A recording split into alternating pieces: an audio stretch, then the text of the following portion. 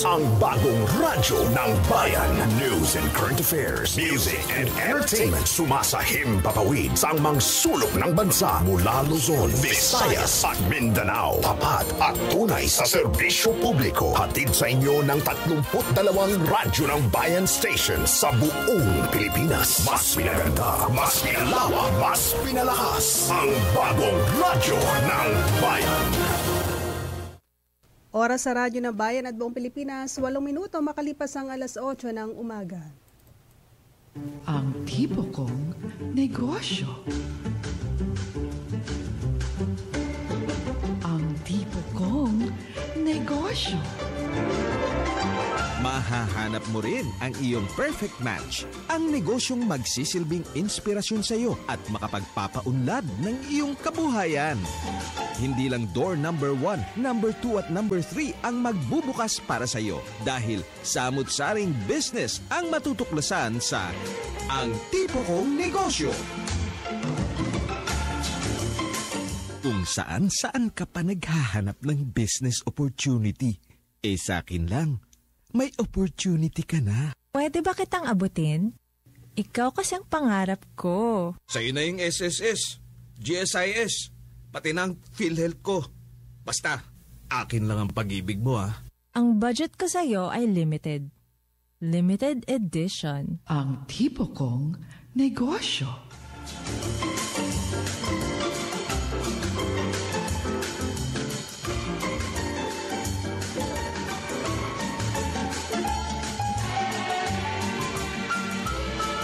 Good morning! It's Friday once again at oras na po para sa programang Ang Tipo Kong Negosyo.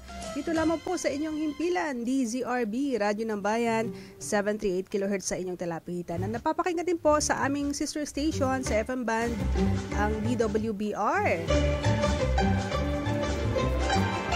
Ang programa pong ito ay hatid sa inyo ng Radyo ng Bayan at ng Department of Trade and Industry. Ako po si Tess Ramirez. At ako po si Marala Castro.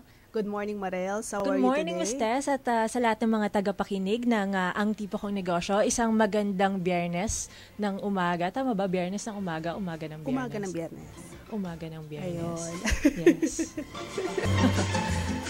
Si Marela na yung aking partner hanggang sa pagtatapos, di ba? Pagtatapos ng taon. Parang i-push na natin to until the end of 2014. Sana okay lang sa inyo, no? Masaya naman kayo sa akin. Doon sa mga naghahalap kay Director Telma, ang sana ba yes, si Director Telma? Si Director Telma ay nag-move on na from DTI. Nag-resign na siya. Mm-hmm. Pero of course, ano pa rin siya, meron pa rin parte ng kanyang heart na nakakonect sa DTI. Oo, hindi nawawala yun, di ba? Kapag meron kang mga nakasama mga tao for a time, kahit however long or short that you're together, talagang may naiiwan na parte sila ng ng buhay mo, 'di ba? Oo, pero ayun, kumpirmadong iniwan na tayo ni Director Telma. Pero good luck sa kanya. Ano man? Oo naman, successful 'yun for sure sa kanya mga future endeavors. Hindi lang namin nalalaman kung ano yung mga 'yun, Pero ayan, at baka hindi sila nagpapasalamat tayo dahil dun sa mga episodes na nakasama natin sa programa. Hindi magiging ang tipo kong negosyo, ang tipo kong negosyo kung wala ang sultry voice ng ating previous director sa DTI Public Relations Office na si Director That's true. Sino yung pumalit sa kanya ngayon? Wala pa so far. Kasi medyo yun nga, isa sa mga dahilan kung bakit nag-resign si Director Thelma. Kasi nagkakaroon ng reorganization. Sa lahat naman ng government agencies meron ito. So, napapanahon lang na kami na yung next. The next generation. Oo. Sa DTI. 12 minutes after 8. At eto, move on na rin tayo sa ating susunod na o ating first episode.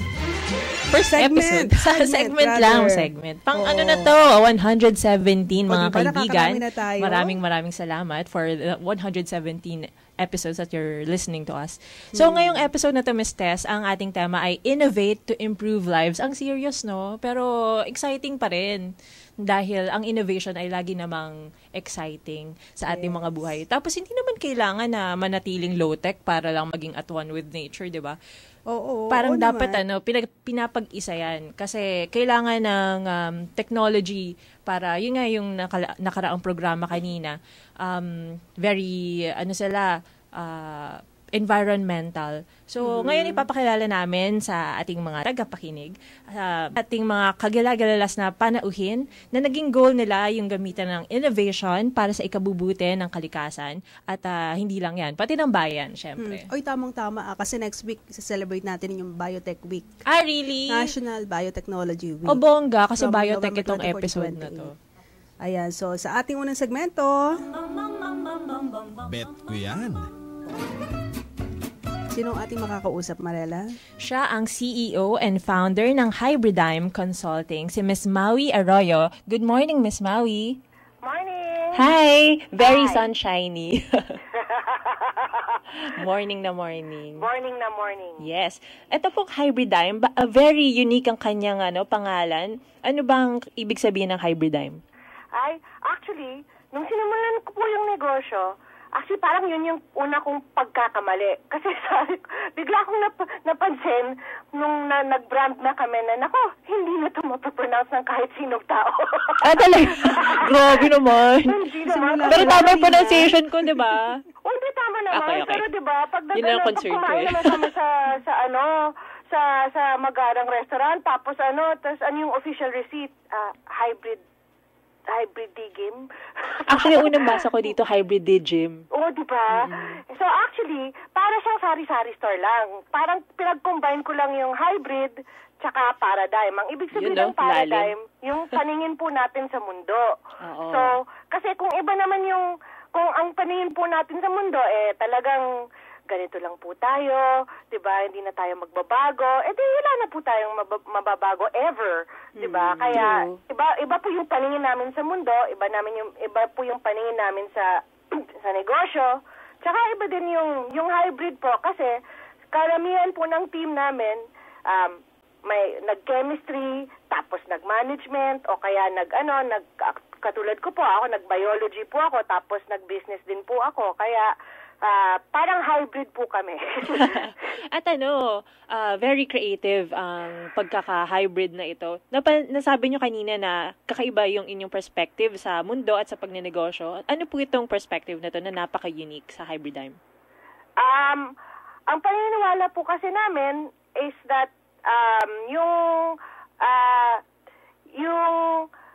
ang dami-dami po kasing pwedeng mangyari po sa Pilipinas, lalo na dahil pinagsampal-sampal po tayo ng biyaya ng Diyos.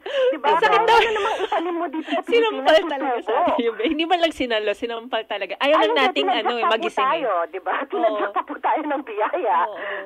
So, lahat naman na itatanim natin, magtutubo, diba? Talagang ang dami-dami nating mga corals, mga isda, diba? Sa corals pa lang po, 500 po ang mga corals po sa buong mundo. 488 natatagpo lang sa Pilipinas. 488 sa atin lang yan, ha? Ay, sa atin na po yun. Pilipino din po yun. Tsaka, parang kung pinagsampal-sampal naman po tayo ng biyaya, bakit ganito pa rin tayo? Kailangan gamitin natin po sila sa parang sustainable na paraan. Hindi naman po natin ubusin, di ba? Pero, kailangan po na pagkitaan po din natin. Kasi, syempre, nung nag-aral po ako sa London o nag-aral po ako sa Amerika, okay, ang tataas ng gusali nila. Pero may halaman ba silang ganito? Wala, pues. Ang mahal ngayon ng buko dun di ba? Ay, oo, grabe yung bawang doon. Nako, magrereklamo po tayo sa bawang dito. Nako, ang bawang doon, tsaka yung kamatis, nako, mahihimatay po kayo sa presyo. Grabe. So, hindi sila nagbabawang at kamatis? So, ginto ang bawang at kamatis doon. Masarap yun. Paano kayo magbe-breakfast? Kaya nga sila nagto-toast na lang Kaya puro margarine. Kaya sila overweight lahat. Ang sarap. Ay, oo nga. Pero actually, overweight naman din tayo dahil hello, lechon. Ay, diba? true lechon. Zubo lechon. Ayun. Pero ito pong naging career path nyo, diba nasabi nyo, very science-oriented kayo. Ngayon nakikita natin na nagvo-vault in na yung pagnenegosyo tsaka science sa Philippines. Bakit kayo na ito nangyari? Actually, matagal na po siyang nangyari. Ganun ba? Kaya lang, mahirap din po kasi, syempre, yung mga scientists po natin, hindi naman, wala namang pumapasok po sa science para maging sikat, 'di ba? Kung gusto niyo maging sikat, maging artista po kayo, 'di ba? ang pumapasok po sa katulad ko na tulad ko na nag-biology ako, gusto namin either maging doktor or maging magturo kasi pumapasok po yung mga tao sa science para talagang to change the world talaga. Yun yung ambisyon namin. Pero mahirap naman, paano ko po sasabihin kung naging ecologist po ako sa mga tao po kaya sa mga ibang part ng Pilipinas, ay, wag niyo pong galawin po yung mga coral reef na yon. Kasi heritage po natin yan. Paano na po yung mga apo nyo? Tapos wala na po silang mga coral reef. Syempre, sasagutin naman nila ako, hindi nga ako magkakaapo kasi mamamatay na po kami, wala po kaming makain. Diba? So mahirap po yun. Ang kailangan, yung tipong sabihin po natin, alam nyo po, doon sa coral reef na yun, baka nandyan yung cure para sa cancer. Pag sinabi ko na po yun, tapos, at saka ito, pwede mong ibenta, tapos ito, pwedeng ingredient po siya ng gamot, ito, ingredient po siya ng pagkain, binibili po yan ng 3,000 euros per kilo. At hindi lang po sa dagat. Yung 3,000 euros per kilo, sampagita lang po yun. Dictation lang, walang kasayan-science yun. Dictation lang po yan. Dik-dik tsaka dedication. Dictation. 3,000 euros per liter. Dami natin hindi nalalaman, di ba? Na yung possibilities. Talagang kailangan natin ng tulong ng siyensya. Oo, pero alam mo, Marela, dapat maging bukas tayo sa pagbabago, di ba? Especially yung makakatulong sa ating pang-araw-araw na buhay. Ganyan po ba, Miss Maui, yung ginagawa niyo sa Hybridyme, yung pagkoconsult kung saan tayo pwedeng kumita out of our natural resources na in a sustainable way? Ay, opo. Kasi mahirap naman, bakit hindi po natin pinagkakitaan ng sampagita? Dahil ang batas dun sa France, kailangan 5 kilometers away siya from the nearest polluting source. Ibig to say, kahit Poso Negro, kailangan 5 kilometers away. Paano yan yung 5 kilometers away? Tinataniman natin ng bigas, di ba? Yung pang palay po yun, hindi naman yun pang sampagita. Paano tayo? Hindi natin makakain ng sampagita. So, kailangan mamili po tayo kung saan tayo sasabak. Di ba? Katulad ng isa namin pong kliyente, yung University of San Carlos sa Cebu, yung po nila, yung nagawa po nilang negosyo base po sa sa pananaliksik nila, yung paggagawa ng ingredients para sa food supplement, yung tinitinda po sa Mercury o kaya sa Healthy Options, galing po sa balat at saka sa buto ng mangga. At saka yung po na yon, yung mga pectin po na yon, yun yung tawag po sa kanila, per kilo, $600 to $1,200 po yun. My God, ang mahal ng balat tsaka buto ng mangga, Mr. Ay, kailangan po na, yan, hindi na po dictation yun, ha? Kailangan na po talaga yun ng siyensya. Okay. Hindi, imaginein mo, ang hilig ko sa mangga, tapos, syempre, yung laman lang nun yung kakainin mo, di ba? Tapos yung pala, valuable din yung mga tinatapon natin. Pero bago magawa yun, merong dyan, training. Di ba? Hindi mo naman magagawa basta-basta yun. Dapat pero Miss Maui, yung yung pagtatayo niyo ng negosyo nito. Kasi Mr. Pioneer sila na ganitong consulting ng biotech. Nahirapan ba kayo, Miss Maui, sa pagsisimula? Abi, syempre, kahit po naman ako magtitindi lang ng lechon manok, mangangamba naman po din ako. Kahit naman po ang pinag-aralan ko, mangangamba po. Normal po yun. Pero, ang inisip ko po, ang balak naman po namin hindi lang naman magtayo ng isang negosyo namin. Ang balak po namin magtayo ng isang malaking industriya kasi kung mag-aano lang po tayo ng lechon manok, food cart, 'di ba, talyer, magtitinda sa palengke, ang maximum po na may employ natin 3 tao kada negosyo. Ang kailangan po ng Pilipinas dahil ang dami-dami natin, kailangan yung mga korporasyon na pwedeng mag-employ ng mga 300 people. So, pag yun ang tinatawag po naming high-impact entrepreneurship, yung pagnenegosyo na talagang marami pong magagawang trabaho. In the last, the last 10 years siguro, nakaano kami ng 3,500 jobs. Wow. At 4 lang po kami sa kumpanya. Kaya wala po kaming tulog. Ganun kayo. Pero ang rewarding naman ng yan naman po ang napaka-rewarding. Yan ang pinaka-proud po kami na hindi lang po kami kumita at syempre, hindi naman kami nagutom, hindi din kami nalugi. After 10 years, mahirap mabuhay ng 10 taon sa parang i-explain mo pa kung anong ginagawa mo. Every trabaho mo. time, di ba? Pero saan po nagsa-specialize ang Hybridyme? Kasi di ba, ang balita ko sa biotech, ang dami daw mga fields, subfields niyan. Ang biotech naman po, mukha lang siyang, mukha lang siyang complicated. Pero sa totoo lang, ang biotech, ginagamit niyo lang po yung siyensya para yung mga produkto natin either better, faster, or cheaper. Katulad ng mga, yun na nga, yung nabanggit ko pong example ng kliyente namin sa Cebu.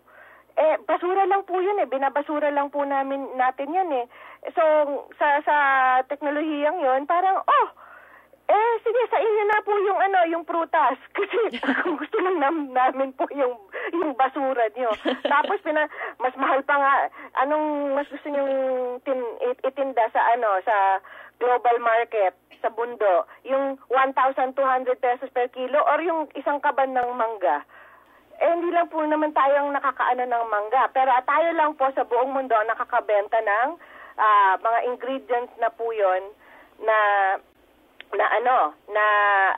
galing po sa basura. So, zero waste siya. Magaling na po siya para sa environment. Tapos, yung university sa San Carlos, nakakuha sila ng 200 million pesos sa investment. Ang galing. Nakakamangha talaga. So, wala. Hindi na sila mamumulubi sa pagbibili ng bagong scientific equipment. Hindi na mag-a-abroad yung mga teacher natin, yung mga scientists natin. Hindi na sila magtatrabaho para sa Google. Dito na sila. Diba? True. At makakagawa pa sila ng iba pang pananaliksik para iba pang produkto pa ang mabebenta nila. Pero pagdating sa pagkain, yung ilan sa ating mga kababayan, natatakot sila na kainin yung produkto ng biotech kasi sabi nila, kakaiba, baka kung ano yung nakapaloob dyan, baka walason ako. Hindi naman GMO naman, di ba? Iba naman. Hindi naman. Actually, ang bilang scientist, hindi naman po ako against GMOs. Pero since alam ko naman na yung mga tao, nakakatakot ata, 'di ba? Parang noon nung bago pa yung mga X-ray, nakakatakot, baka ano pang mangyari sa atin. Ngayon, di na natin kailangan ng X-ray kasi kailangan ng medical kasi kailangan para sa empleo. Kumbaga naging normal na siya. So hindi pa naman tayo parang sanay sa mga GMO. Kaya sabi ko, sige, ang dami-dami, hindi na, sa totoo lang, yung ibang produkto naman, hindi naman kailangan talaga ng GMO. Wala naman po kayong pake kung GMO ang ginagamit para sa paggawa ng insulin o paggawa ng beer, 'di ba? Beer, oo. Kasi kung ayaw niyo po ang biotech din po yung paggagawa ng beer. Kasi ginagamit lang din po natin yung mga mikrobyo para gumawa ng beer. Yeast lang po 'yon. Paggawa ng bread, biotech na 'yon. Yung paglagay ng yeast. Yun.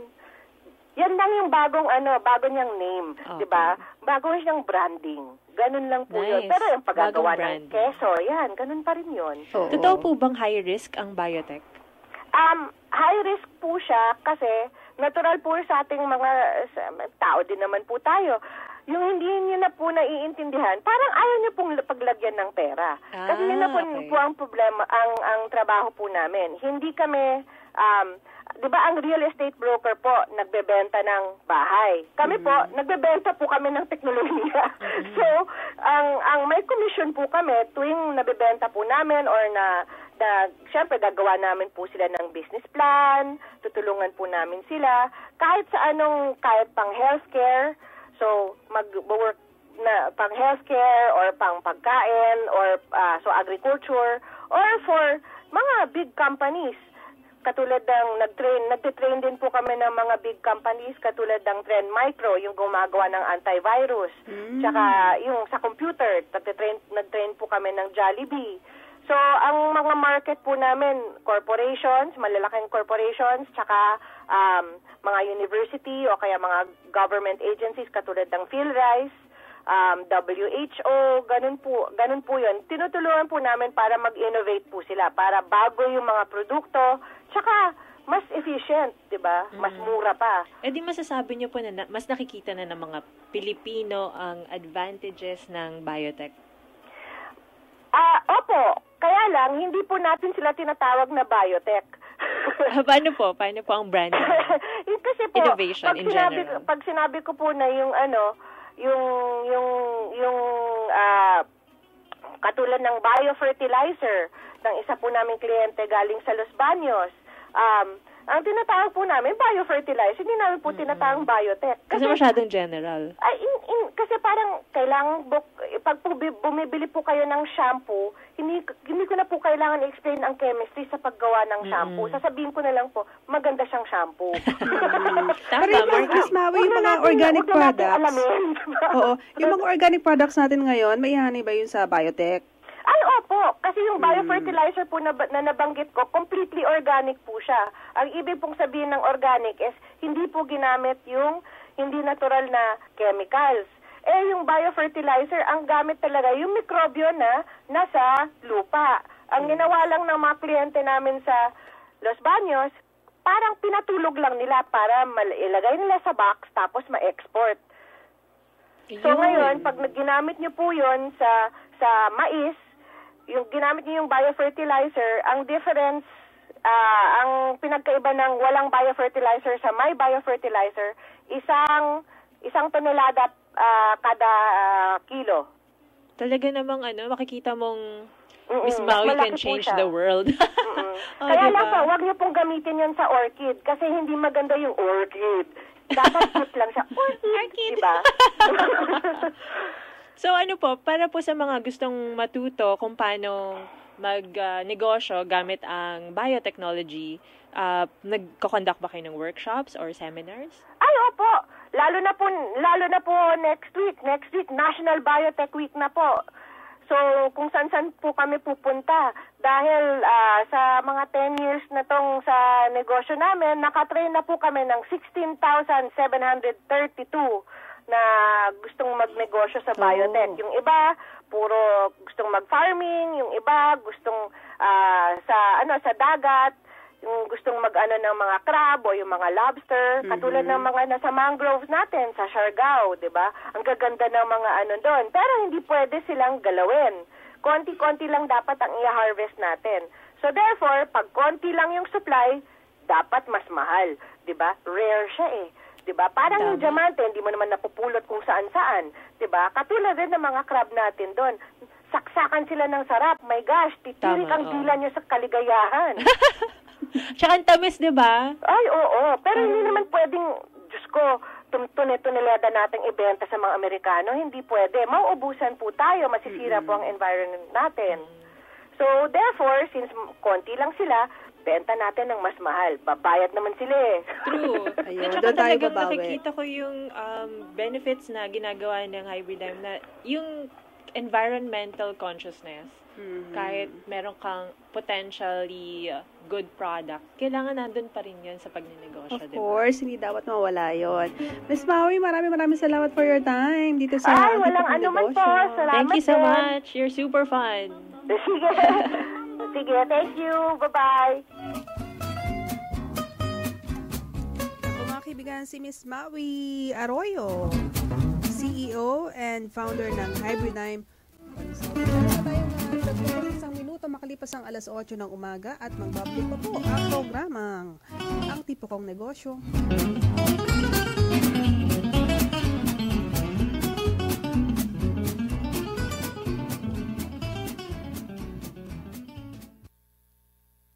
Ang Tipo Kong Negosyo. Kung saan ka pa naghahanap ng business opportunity, sa akin lang, may opportunity ka na. Pwede ba kitang abutin? Ikaw kasi ang pangarap ko. Sa'yo na yung SSS, GSIS, pati na ang PhilHealth ko. Basta, akin lang ang pag-ibig mo Ang budget ko sa'yo ay limited. Limited edition. Ang Tipo Kong Negosyo.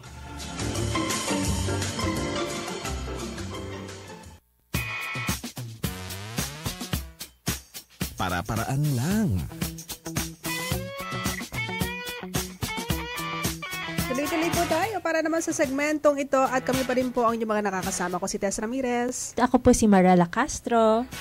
Para naman sa ating para-paraan lang segment, kung naman kayo sa lahat ng mga pinagsasabi ni Miss Maui na magical, na hindi yun malaman na mahal pala ang balat ng mangga at buto ng mangga. Ngayon naman, mamamangha kayo, pwede pala magtanim sa tubig. My God, Miss Tess. Hindi na kailangan ng lupa. Ay, alam ko yan. Oo, pwede. Actually, yung coconut nga. Hindi na rin. Oo. Paano pag lumaki yun? Ginagamit, yun yung ginagawa ng ating mga kababayan sa Zamboanga. Naubusan na ba sila ng lupa kaya nag-try sila sa tubig? Para madaling harvesting. Magkaroon tayo ng coconut tree. Interesting. Yes. Ang makakausap po natin ngayong sa ating susunod na segment ay ang Agricultural Engineer at Associate Professor sa Central Luzon State University, si Dr. Chito Sase. Tama po ba, Mr. Sase? Dr. Chito Sase, good morning. Magandang umaga po, ma'am. Yes, good morning. Welcome to the program. Tama po ba, Sase? S-A-C-E. Yes, Sase. Okay. From Marinduque po yan. Ayun, very unique ang kanyang apelyido. Hindi madaling makalimutan. Taga Marinduque po kayo, pero kayo nasaan po sa oras na ito? Nasa Nueva Ecija po ako ngayon. Oh. Yes. Represent Nueva Ecija. Maganda po bang weather? Maganda po ang weather dito sa amin. In fact, ngayong araw pong ito ay graduation day namin. Oh, happy graduation day! Opo. Kayo po yung pumili sa inyong research work na tungkol sa hydroponics and aquaponics. Bakit po ito yung napagkainteresan nyo ng research? As an agricultural engineer, parang ito na rin ang hilig ko. Pangalawa, ako po ay nag-work sa Middle East as an OFW. And I worked in greenhouses doing all these modern technologies. At namangha po ako sa pwedeng gawin ng teknolohiyang ito hindi lang dito sa atin, kundi sa buong mundo. Ano po yung posibleng mangyari gamit ang hydroponics at aquaponics? Una-una, ano po ba ito? Pareho, kasi diba hydro at aqua, hindi ba pareho lang yun? Actually po, yung hydro po at saka yung hydroponics po ay gumagamit lang po ng nutrient solution. Kumbaga, ito po ay mga inorganic fertilizer na nakikita natin, nakukuha natin sa isang matabang lupa. So, bali, ang ginawa po natin, yung lupa, inalis natin, kinuha natin yung tubig at saka yung mga pataba doon sa lupa. At nagtanim tayo sa isang sistema na hindi na natin kailangan ng lupa. So, ibig sabihin ng hydroponics, hindi na po crucial ang lupa para makapagpatubo tayo ng halaman. Ang aquaponics naman po ay gagamit tayo ng sistema ng hydroponics, pero sa halip na nutrient solution o yung mga inorganic fertilizer na yan, yung pong isda ngayon ang ilalagay natin upang tayo ay, upang siya mag-produce ng fertilizer doon sa system. Ang galing. Parang magical talaga. Saan mo lalagay yung halaman kung hindi sa lupa? Lulutang siya? May mga sistema po tayo na pwede naman natin siyang itanim sa graba. Pwedeng itanim sa buhangin. O mga growing media katulad po ng coco peat, katulad po ng mga sodas, ng rice hull. So ganun po ang mga sistema ngayon na ang sinasabi po ng mga scientifico ay nakakaiwas daw po sa mga posibleng mga soil-borne diseases. Hindi lang siya kumbaga advantages dahil hindi mo na kailangan ng lupa. Nakakatulong pa siya dun sa health ng halaman. Oo. At saka ngayon totoo po yun, ma'am. Bali, ang hydroponics po kasi at aquaponics is a technology production system na contained kasi siya, kaya malayo tayo doon sa contamination. Marami pong problema ngayon sa contamination sa lupa kasi lalo na yung ating mga nabibiling mga pagkain. Kangkong, for example, baka po yung kangkong ninyo ay galing sa Pasig River. Medyo contaminated na po yung ating Pasig River as we know. Mahirap. Pero pinupush talaga ngayon ng Agriculture Department, yun pong urban gardening, di ba? So, ang lahat makakatulong sa pamamagitan ng sinabi niyong mga paraan, di ho ba? Pero kung magtatanim ho tayo sa pamamagitan lang ng tubig, yung floating garden, posible rin. Pwede po yun, ma'am. Opo, ano po klase mga tanim yung maaari po nating gamitin dyan? Ang mga leafy vegetables po ay pangunahing maaari nating itanim. Mga pechay, kangkong, lettuce, cucumber, mga melon, pakwan, kung ano-ano pa po na yan yung mga basic needs na ginagamit natin. Naku, kung melon yun, di ba lulubog siya kasi malaki. Kung po, bali gagamit tayo ng ibang system na melon. Pwede po natin. Actually, meron po kaming demo farm dito sa CLSU kung saan nagtatanim kami ng melon at saka ng kamatis at saka ng bell pepper sa graba using hydroponics. Galing. Pwede po bang bumisita ang kahit sino interesado dyan? Oh yes, open po ito para sa lahat kasi ito po ay programa ito ng gobyerno. Naks. Ang project po namin na yon ay pinondohan ng malaki ng PICARD DOST upang mag-promote ng ganitong technology. So pwede rin yan sa mga mini-negosyo, di ba? Hindi mo na kailangan ng lupain. Oo. Yes, ma'am. Yan po ang target namin. In fact, bago matapos itong project na to, ang isa sa target namin ay mabigay itong technology na to sa sino mang pwedeng mag-implement in backyard, personal, or probably commercial scale. Pero Dr. Sase, yung pong mga produkto na itinanim sa ibang pamamaraan na hindi normal na lupa, kagaya ng graba, hindi ba maapektuhan yung lasa nun? Ay, mamaya maglasang graba din. Actually, ma'am, yun pong ang kagandahan po sa hydroponics ay pwede mong i-tailor ang taste nutrient solution. Kumbaga timplahan na sang-ayon sa requirement ng isang halaman. Halimbawa po yung melon, specifically, pwede mo siyang alamin. Marami na pong research na lahat ng requirement ng melon ay isang fertilizer na menu na pwede mo siyang timplahin sang-ayon sa kanyang pangangailangan. Ganon din po ang pechay. Ganon din po. Kaya hindi siya, kumbaga, actually mas masarap ang araw. Talaga? Kasi mas malinis, ganon. Pero para siyang nagiging pagluluto, na-imagine ko, bud ka lang, tas sasarap na yung pechay, ganon. Yun na yung ginagamit namin fertilizer is actually prepared na po yun in, tinimpla na namin in liquid form. Tinitimpla po yun, ma'am, sa isang container, let's say, tangke, para sang-ayon doon sa requirement ng halaman. Naku, Ms. Tess, nakikita ko na ito yung future ng agriculture. Tsaka itry natin to ibang klase, pero magiging successful yung baka natin. ito na yung negosyo mo, Ms. Tess. Oo nga. Kasi diba may forte ka sa agriculture. Nagko-cover kasi si Ms. Tess sa agri. At Sir, Dr. Sase, paano natin matutulungan yung ating mga listeners na makaalam ng mga teknolohiya na binabanggit po ninyo ngayon? Maaari po silang unang-una na pumasyal dito sa amin. Pangalawa po, pwede naman, actually nagkakandak po kami ng training. Just recently, DOST Bohol in Tagbilaran requested that a training for them at naging successful po yun. Yung pong mga businessman doon ay willing na mag-develop kami doon. In fact, mayroon pong isang mayor doon na gusto niya raw siya ang kauna-unahang mag-implement ng commercial hydroponics sa Pilipinas. China-challenge ko nga siya, sige po sir, basta suportahan nyo lang ako at susuportahan ko kayo para maging maganda ang production ninyo. Ano dapat po yung may tulungan. Oo. Pero may mga challenges ba kayo na-encounter sa pag-promote nito? Yes po, ma'am. Napakalaking challenge. Actually, ma'am, ang technology po ng hydroponics and aquaponics ay matagal na rito sa Pilipinas. Talaga? Kaya lang po, there is no industry that supports the technology. Ano ibig sabihin nun, sir? Ang ibig ko po sabihin, halimbawa, gagawa ako gusto kong magkaroon ng commercial hydroponic system. Hindi po katulad sa ibang bansa na mag-google ka lang, maghahanap ka lang sa internet, i-click mo na doon, ganito kalaki ang aking gusto. Babayaran mo na and readily gagawin nyo doon sa site mo. Dito po sa atin, you have to fabricate and invent. Kumbaga kanya-kanya. Opo. Kasi ma'am, wala ngang available na walang supplies. Industry na nagsusupport. Yes po. Hindi siya off the shelf, kumbaga. Yes, ma'am. Tama po yun.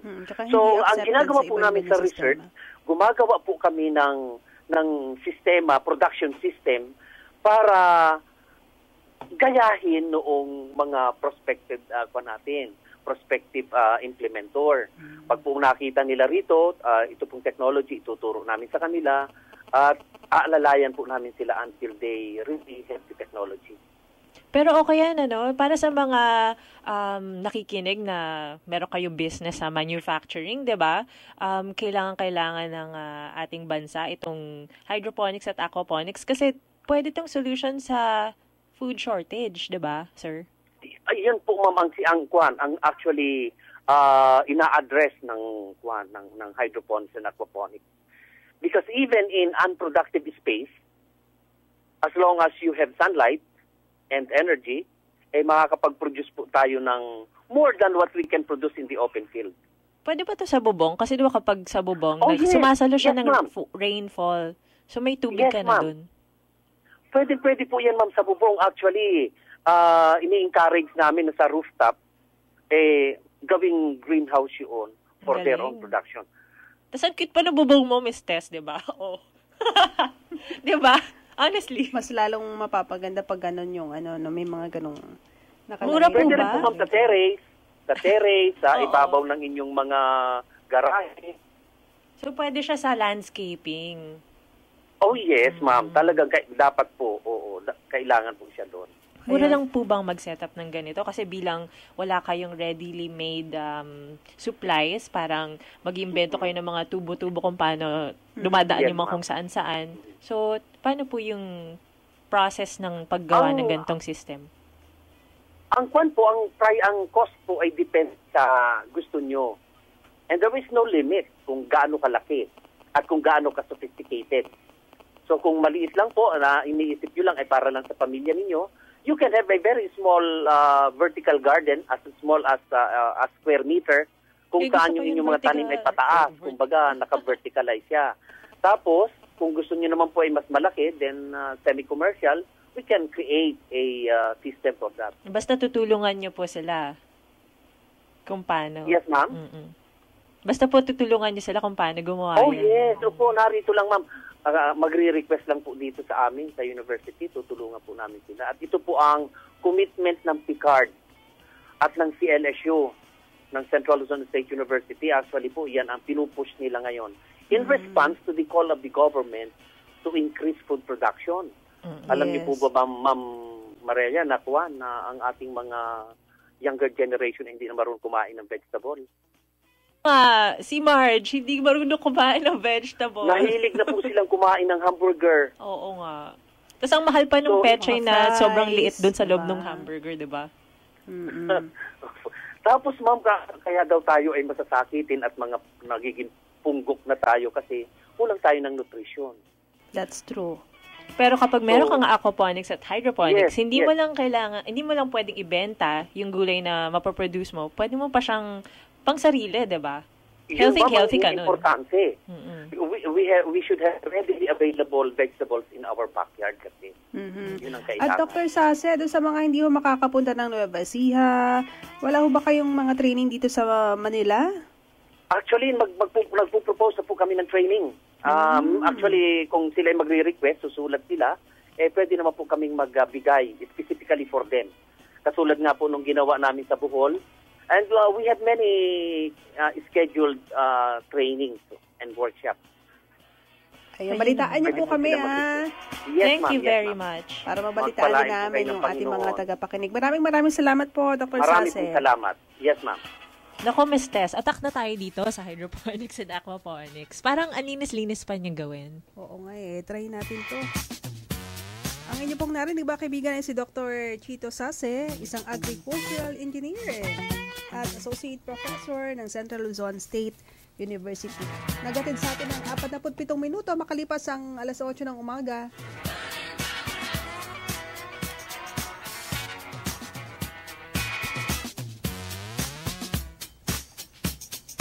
Ang tipo kong negosyo.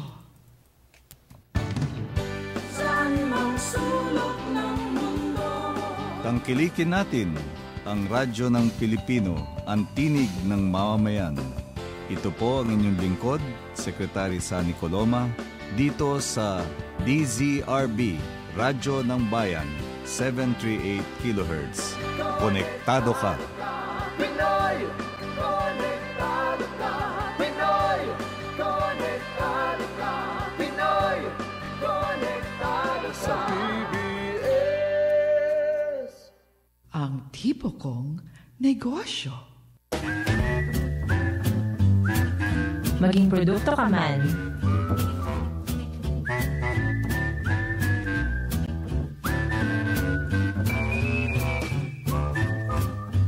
Ayan, this time, particular na produkto naman yung ating alamin, Mariela, di ba? Na pinaggamitan ng... Rubber naman, rubber. Ayun. Kasi ang kwento sa likod nito, ng pag-feature namin ng isang rubber-based product. Gusto sana naming makapanayam yung isa sa ating mga priority industry clusters. Kaso, very busy sila sa kanilang mga endeavors. Kaya, why not magsama naman tayo ng isang social enterprise? Kasi, hindi mo talaga madalas makita ang pag-develop ng isang product gamit ang gamit na rubber. Kasi, siya leftover, kumbaga, pag nagamit mo na, hindi naman siya pwedeng sunugin. Kasi, diba, that's bad for the environment. So, tapos, may touch ba ito ng biotechnology? Actually, tanungin natin. Hindi ako sure Paano kaya magagawa yun sa pamamagitan ng kanyang produkto na kausapin natin ang co-founder ng Manila Soul Footwear. Mr. Noel, good morning. Mr. Noel. Yuhu! Wala, sige. Try natin ulit. Kasi naman, Miss Tess, diba, sa dinami-dami ng sasakyan sa Pilipinas na over 6 million daw ang nare-register annually, so taon-taon yan sa Pilipinas, laging merong pinapalitan sa gulong, yung mga parts, at malaking parte doon, yung leftover na rubber na napupunta lang sa landfill. Mm-hmm. So, naisip ni Mr. Luel Lanto, isa sa mga co-founders nga ng Manila Soul Footwear, at ang iba pa nilang mga kasama sa negosyo, na bakit hindi natin tulungan yung pag-reduce ng mapupuntang rubber sa landfill? Kasi yun nga, hindi siya mawawala, nandun lang siya. Maganda yan, ha? Mm-hmm. So, alamin natin mula kay Sir Noel Lanto ng Manila Soul Footwear. Good morning po, Mr. Noel. Hi, good morning. Hi, welcome to Ang Tipo Kong Negosyo. Thank you. Glad to be here. So, kamusta po ang inyong pagtatayo ng negosyo out of used tire? Yes. Used tires, tama. Iniisip ko tire rubber. Ano po ba yung nangyayari sa mga gulong pag tapos na silang magamit ng mga sasakyan? Pag kasi ang gulong tapos na magamit ng sasakyan, ang nangyayari kasi dyan, usually tinatapo na lang sila eh. Ang masaklap nito, halimbawa, itatapon yung improper disposal. Kasi ang ginagawa ng mga tao, kadalasan dyan, ilalagay yung gagawing pabigat ng bubong, o kaya gagawin yung nakatambak sa bahay, tapos minsan gagawing paso. Mm-hmm. Ang problem doon is pag halimbawa uulan, naiipon yung tubig. So, minsan yan yung nagiging source ng dengue. Nagiging pugad ng lamok. Oo, nagiging pugad doon siya ng lamok. O kaya naman, pag sinusunog, isa yun sa pinakamalaking problema. Kasi pag sinusunog siya, yung lung cancer yun. Yes, yung chemicals sa ginawa sa paggamit ng tires, kumakalat yan sa hangin, tapos ang itim nun, no? Mm-hmm. So, yun pa lang, hindi na siya maganda para sa kalikasan. So, gaano po kalala ang ating landfill situation? Tsaka paano niya naman na isip na particularly gulong ang gawin yung kumbaga material para sa inyong product? Actually, yung landfill situation ng Pilipinas, medyo hindi na siya maganda. Although I really cannot comment on gaano kalala kasi it would take an expert to comment on that. Basta ang pagkakaalam lang namin, halimbawa pag manonood ko ng balita, medyo hindi na siya maganda kasi mas maraming basura ang tinatapo natin kaysa sa dami ng landfill. Mm-mm. So paano niyo napili yung sapatos bilang safer option to reduce yung pagdagdag ng gulong sa landfill. And sapatos lang po ba yung produkto nyo or meron ding tsinelas at iba pa? As of now po, yung product po namin, sapatos pa lang po. Pero very soon, we are working on makapag-produce po kami ng iba pa pong produkto, gaya po ng tsinelas, ganon, na gumagamit din po ng pagre-recycling or upcycling. Napili po namin yung sapatos kasi it just so happens na meron kaming naging manufacturer na kayang gumawa ng sapatos na gawa sa recycled tires. And kami naman, bilang mga mamamayan din, concerned citizen din naman kasi kami. So naisip namin, sige, ito na lang yung itong gawin natin. Makakatulong pa tayo sa bayan tsaka sa kalikasan. Ang galing ng manufacturer nyong yan, Para siyang diamond in the rough, kumbaga. Opo, proudly Marikina yan. Ayun. Paano po, sir, pag butas-butas sa yung gulong? Yung sapatos mo, nakangiti na yun. May kindat-kindat pa. Opo. Actually, ma'am, pinipili po namin yung part ng mga gulong na okay pa. So, meron din pong standard. Pero most of the time naman, hindi naman po nagkakaproblema doon. Maliban na lang siguro kung yung gulong sinabugan ng granada, yun, hindi na pwedeng magamit. Kanina pinagsampal-sampal ng biyaya. Ano ba Violette natin ngayong umaga, guys? Hindi po ba matigas tsaka mabigat yon? Kasi na-imagine ko gulong, medyo parang mahirap i-disenyo. Oo, tapos lalagay mo sa sapatos, parang platform shoes ang dating. Hindi po, ma'am. Kasi po yung party po ng gulong na ginagamit po namin, hindi po siya yung mismong buong gulong, party lang po siya ng gulong. Kaya kung gusto niyo pong kung gusto niyo pong masampulan at pag nasampulan niyo po siya, napakagaan po talaga niya. Talaga? Ilalaban ko po siya sa ibang sapatos na same category. Pwede rin pong panlaban niya doon sa mga masasamang loob. Pwede rin po. Pwede po siyang panipa, panampal, pwede rin po. Magandang idea yan, oo. Pero hindi siya madaling masira kasi 'di ba gamit na siya, manipis na yung gulong. Ay hindi po. Yun po kasi nga po in the first place gulong po siya, Ang gulong ginagamit po 'yun para sa kotse. Umiikot na mabilis, kumakas ka sa kalsada. Ito gagamitin lang natin sa paa natin, ordinary walking, ganon. Ordinary running. Sabi nga po namin wasak na yung paa mo, buo pa rin yung sapatos. Matibay. Bastos matibay. Ganun katibay. Matibay din siya. Ilang sapatos naman po yung nagagawa nyo sa loob ng isang araw? Tsaka gaano katagal po yung paggawa? Depende po, ma'am, yan sa order Kasi right now po, nagkikater po kami sa meron kaming physical store na naka-consign kami sa Cubao X. Tapos nagbebenta rin po kami online. So it really depends sa order namin. Nagde-design din kayo ng kumbaga customized, 'di ba? Pwede rin po, ma'am. Special request. May minimum po ba doon? Wala naman. Sa special request namin, wala naman po. Bali, lang po, it's more of negotiated. Kung ano po mapapag-usapan, gano'n. Paano nyo sinusource itong mga used tires? Kasama na po siya sa manufacturer namin. Yung manufacturer na yung bahala. Opo. Pero naisip ko pwede naman po mag-donate sa amin, ganun. Iba po yun ang ginagawa. Pero pwede. Yun po is upon contacting us and then we will talk.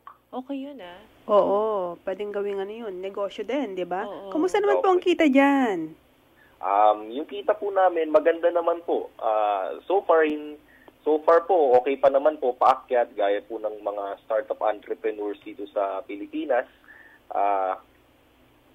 Meron kaming mga challenges, pero we can say na this is a really sustainable and viable business. May plano po ba kayo na mag-expand ng inyong negosyo? Opo, eventually. Ganun nga po, gaya po na nabanggit po kanina, pwedeng maging susunod po namin ay tsinelas, kasi nandito na po kami sa footwear industry. Siguro po, baka formal leather shoes din kung sakali. Pero yung soles niya, recycled tires pa rin. Posible din po yun Pero yung swelas lang po talaga yung recycled nyo, kumbaga? Wala pa yung sa ibabaw ng sapatos? Yung iba po naming model ng sapatos, ginagamit din po kami ng recycled na maong. Iba po pag yung gumagawa ng maong, meron silang mga retaso. So, nagagamit din po namin yun. Ang galing. Naka-inspire. Pero paano nyo ma-describe para naman, kasi alam mo naman, hindi tayo TV, paano nyo ma-describe sa ating mga tagapakinig ang style ng inyong sapatos para puntahan naman nila kayo sa Cubao X?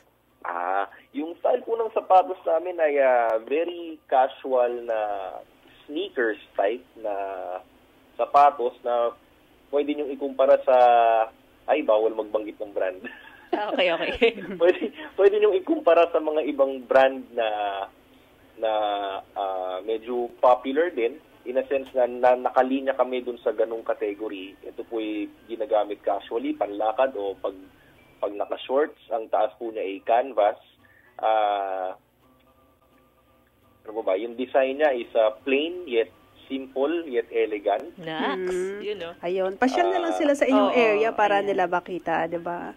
Opo, sa mga nakikinig, pwede po kayong dumalo sa site namin, www.manilasoulfootwear.com, o kaya hanapin kami sa Facebook, hanapin lang ang Manila Soul.